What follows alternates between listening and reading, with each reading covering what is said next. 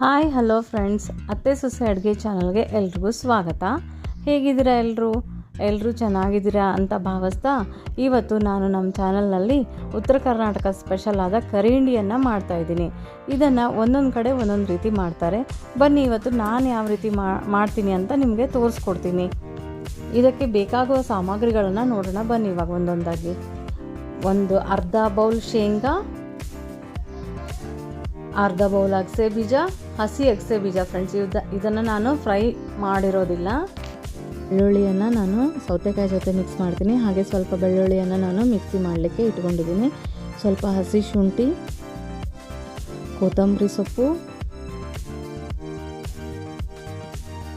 ಸ್ವಲ್ಪ ಕರಿಬೇವಿನ ಸೊಪ್ಪು, ಸಣ್ಣದಾಗಿ ಸೌತೆಕಾಯನ್ನು ಹೆಚ್ಚಿಟ್ಕೊಂಡಿದ್ದೀನಿ. ನೆಕ್ಸ್ಟ್ 4 ಹಸಿಮೆಣಸಿನ್ಕಾಯಿ, 1/4 ಟೀ ಸ್ಪೂನಷ್ಟು ಮೆಂತೆಕಾಳನ್ನು ತೊಗೊಂಡಿದ್ದೀನಿ. ಸ್ವಲ್ಪ ಜೀರಿಗೆ, ಹಾಗೆ ಅರಿಶಿನ, ರುಚಿಗೆ ತಕ್ಕಷ್ಟು ಉಪ್ಪು. ನೋಡಿ ಫ್ರೆಂಡ್ಸ್, ಇವಾಗ ನಾನು ಮೊದಲು ಹಸಿ ಅಗಸೆ ಬೀಜನ ಸಣ್ಣಗೆ ಮಿಕ್ಸಿ ಮಾಡಿ ಇಟ್ಕೊತಿದ್ದೀನಿ. ಈ ಥರ ಇದು ಫೈನ್ ಪೌಡರ್ ಆಗಿ ಇರಬೇಕು. ಇದಕ್ಕೆ ನಾನು ನೀರನ್ನು ಮಿಕ್ಸ್ ಮಾಡ್ದೇ ಪೌಡ್ರ್ ಮಾಡಿ ಇಟ್ಕೊಂಡಿದ್ದೀನಿ. ನಾವು ಸೌತೆಕಾಯಿ ಜೊತೆ ಸ್ವಲ್ಪ ಮಾತ್ರ ಮಿಕ್ಸ್ ಮಾಡಬೇಕಾಗತ್ತೆ, ಯಾಕಂದರೆ ತುಂಬ ಜಾಸ್ತಿ ಆದರೆ ಅದು ಕಹಿ ಆಗಿಬಿಡುತ್ತೆ. ಅದಕ್ಕೋಸ್ಕರ ನೀವು ನೋಡಿಕೊಂಡು ಹಾಕ್ಕೋಬೇಕಾಗತ್ತೆ.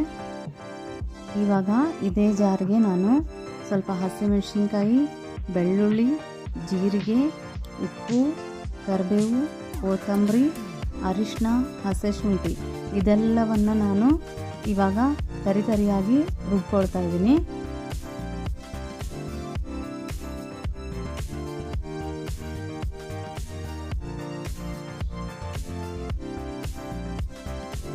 ಈ ರುಬ್ಬಿದ ಮಿಶ್ರಣವನ್ನು ನಾನು ಹಸಿ ಅಗಸೆ ಪೌಡರ್ ಜೊತೆಗೆ ಮಿಕ್ಸ್ ಮಾಡ್ಕೊಳ್ತಾ ಇದ್ದೀನಿ. ನೋಡಿ ಫ್ರೆಂಡ್ಸ್, ನಾನು ಇದನ್ನು ಸ್ವಲ್ಪ ಪ್ರಮಾಣದಲ್ಲಿ ಮಾತ್ರ ಮಾಡ್ತಾಯಿದ್ದೀನಿ. ಸೊ ಇದನ್ನು ನೀವು ನಿಮಗೆ ಎಷ್ಟು ಪ್ರಮಾಣದಲ್ಲಿ ಬೇಕೋ ನೀವು ಅಷ್ಟನ್ನು ಮಾಡ್ಕೋಬೋದು.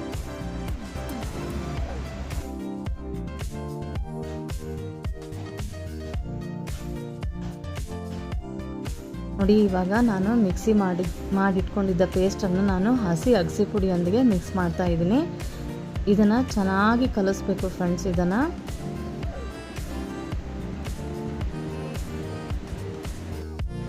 ಇದೆಲ್ಲ ಕಲಸಿದ ನಂತರ ನಾವು ಸೌತೆಕಾಯನ್ನು ಮಿಕ್ಸ್ ಮಾಡ್ಕೊಳ್ಬೇಕು. ಹಾಗೆ ಸ್ವಲ್ಪ ಬೆಳ್ಳುಳ್ಳಿಯನ್ನು, ಸ್ವಲ್ಪ ಮೆಂತೆಕಾಳು